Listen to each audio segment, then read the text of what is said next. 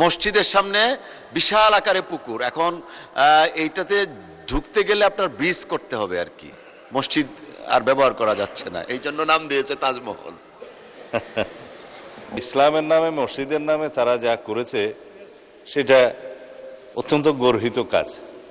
নোয়াখালী ২ আসন থেকে নির্বাচিত মাননীয় সদস্য জনাব জয়নাল আবেদিন ফারুক। ধন্যবাদ। মাননীয় স্পিকার, আসলে আমাদের অনেক নবীন এরাই প্রশ্ন করবে, আমরা ওনাদের থেকে প্রশ্ন নেব। তো কিন্তু মোহাম্মদ আব্দুল খালেক সাতক্ষীরা ২, ৩, ৪, ৫ প্রশ্নে একটা বিষয় আমার সামনে আমি জেনে নিতে পারতাম, কিন্তু মাননীয় স্বরাষ্ট্রমন্ত্রী আজকে ধর্ম মন্ত্রণালয়ের দায়িত্বে, আজকে এই সংসদে এই মুহূর্তে, তো ওনাকে একটা বিষয় আমি সকল সংসদ সদস্য জাতির জন্য জানা দরকার। বিগত ১৬টি বছরে এই মসজিদগুলোতে মডেল মসজিদের নামে অ্যাপয়েন্টমেন্টের নামে কি একটা ইসলামিক অ্যাপয়েন্টমেন্ট দেয় ওনারা, এই নামে ১৩ কোটি টাকার বাজেট মডেল মসজিদের জন্য ২১ কোটি টাকা পর্যন্ত হয়েছে। তার উদাহরণ আমার নির্বাচনে, তখন আমি বিরোধী দলের এমপি ছিলাম। এই বিষয়গুলো একটু তদন্ত করার দরকার। এই টাকাগুলো এত অপচয় হয়েছে যে এখন নতুন মসজিদের দরকার নেই। আগে যারা অতীতেই ১৩কে ২১ করেছে এই বিষয়ে সব মসজিদগুলো ভেঙে পড়ে যাচ্ছে। আমার উদাহরণ, আমার সেনবাগেরটা ঢোকা যায় না, পানি পড়ে। এই বিষয়গুলো আমি মাননীয় স্বরাষ্ট্রমন্ত্রীকে জানবো যে এই বিষয়ে একটা তদন্ত করে যারা ১৩কে ২১ করেছে এই বিষয়ে কোনো ব্যবস্থা গ্রহণ করা যাবে কিনা। আপনাকে ধন্যবাদ।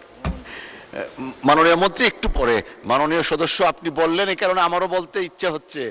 আপনার সেনবাগে যে অবস্থা, আমার দুর্গাপুরে তার চেয়ে ভয়াবহ অবস্থা।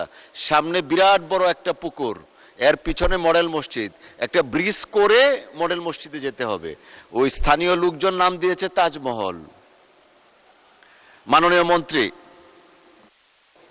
মানে স্পিকার কি বললেন লাস্টে? স্থানীয় লোকজন যেহেতু মসজিদের সামনে বিরাট বড় পুকুর, তাজমহলের দৃশ্যটা যেমন পানির সামনে বা পিছনে একটা আছে, ওইটা ওই রকম নাম দিয়েছে যে এটা দুর্গাপুরের তাজমহল। মসজিদের সামনে বিশাল আকারে পুকুর, এখন এইটাতে ঢুকতে গেলে আপনার ব্রিজ করতে হবে আর কি, মসজিদ আর ব্যবহার করা যাচ্ছে না, এই জন্য নাম দিয়েছে তাজমহল। ধন্যবাদ মাননীয় স্পিকার। মাননীয় সদস্য জনাব জয়নাল আবেদিন ফারুক, ইনি অত্যন্ত প্রবীণ সংসদ সদস্য, ওনার অভিজ্ঞতা অনেক বেশি।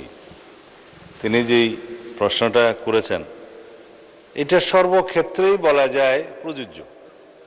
বিগত আওয়ামী ফ্যাসিবাদী সরকারের সময়ে অর্থ লোপাটের বিভিন্ন প্রকল্প নেওয়া হয়েছে।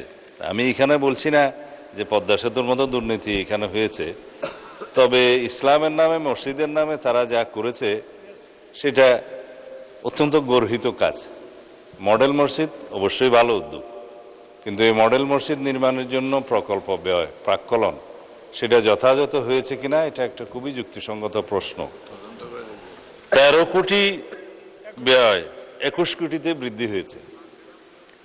দেবপ্রিয় ভট্টাচার্য সাহেবের যে হোয়াইট পেপারটা প্রকাশিত হয়েছে, আমি কয়েকদিন আগেও বাজেট স্পিচে বলেছি, তাতে এরকম মেগা প্রকল্পে মেগা দুর্নীতির জন্য মেগা বাজেট করা হয়েছে, এবং সেটা সময় বৃদ্ধির ক্ষেত্রে ৫ বছর থেকে ৭ বছরও সময় বৃদ্ধি করা হয়েছে।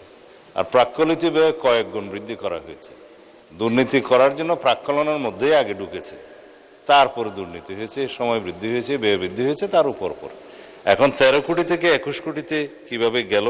এই মডেল মসজিদগুলোর সমস্ত প্রকল্প ব্যয় টোটাল কত ছিল, কতটা নাম্বার অফ মডেল মসজিদ হয়েছে, সমস্ত মসজিদ ওয়ারি সেটা তদন্ত পরিচালনা করার জন্য আমি আজকে মন্ত্রণালয়কে নির্দেশ দেব মাননীয় স্পিকার।